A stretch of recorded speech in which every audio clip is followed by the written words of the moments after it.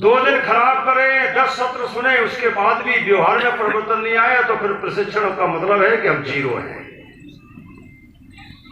प्रशिक्षण का मतलब है कि लोगों के बोल भाषा में परिवर्तन होना चाहिए, व्यवहार में परिवर्तन होना चाहिए, उसकी कार्य पद्धति में परिवर्तन होना चाहिए, कार्य प्रणाली में परिवर्तन होना चाहिए।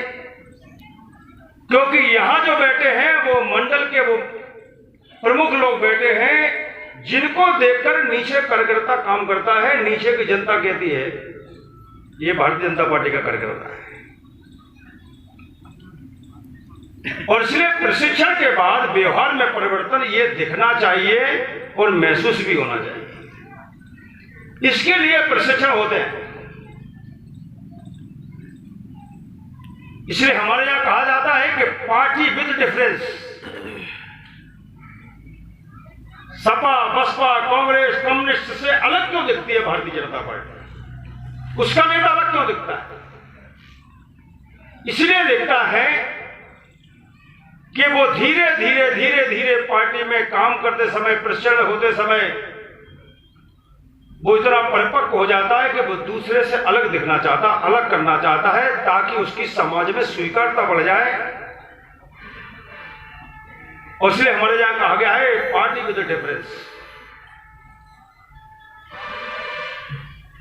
कार्य करते करते भी प्रशिक्षण मिल जाता है लोगों को, जो सीखना चाहता है, सीखने की जिसमें कला होती है।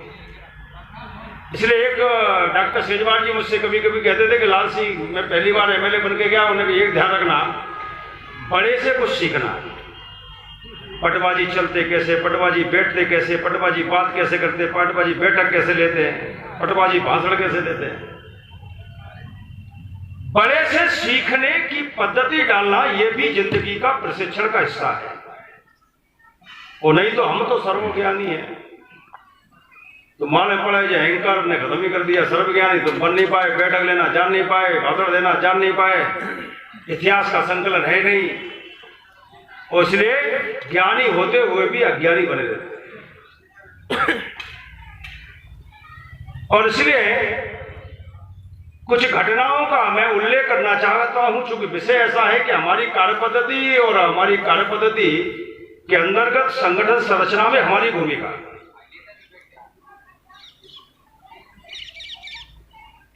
भारतीय जनता पार्टी जो जनसंघ के रूप में 21 अक्टूबर 1951 में जिसका जन्म हुआ, के पकाए हुए हम फल खा रहे हैं, पके पकाए हुए। ये पेड़ है मेरे पुरखों के लगाए हुए, हमारे नहीं लगे। हम तो छांव ले रहे हैं, फल खा रहे हैं। त्याग हमने नहीं किया, जेल हम नहीं गए, ना हमने कोई बलिदान दिया है। बलिदान तो हमारे पुरखों ने दिया है, त्याग उन्होंने किया है, तपस्या उन्होंने किया, पसीना उन्होंने बहाया है, पेड़ उन्होंने खड़ा किया है। हम तो बैठे बैठे छांव ले रहे हैं, मस्ती, फल खा रहे हैं। आम हम फल खा रहे हैं पके पकाए हुए। ये पेड़ है मेरे पुरखों के लगाए हुए।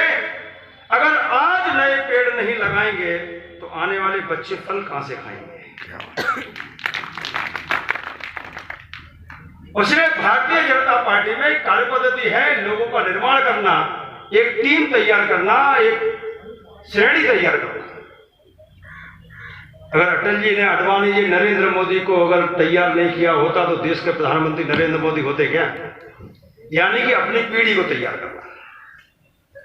नहीं तो आजकल राजनीति में जो हो गया, हमें तो पीढ़ी का जरूरत है।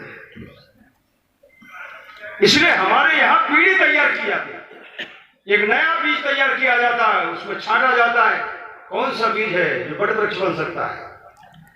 और उसके लिए संयम चाहिए। अब बीज ऐसे पैदा नहीं हो जाता, पेड़ नहीं बन जाता। उसके लिए तपस्या, त्याग लगता है।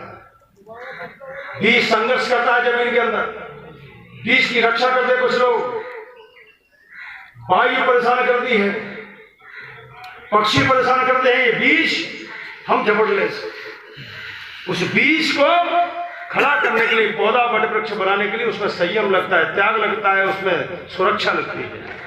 तब बीज कहीं ना कहीं बट वृक्ष बनता है, पेड़ बनता है, उसमें अनुशासन लगता है।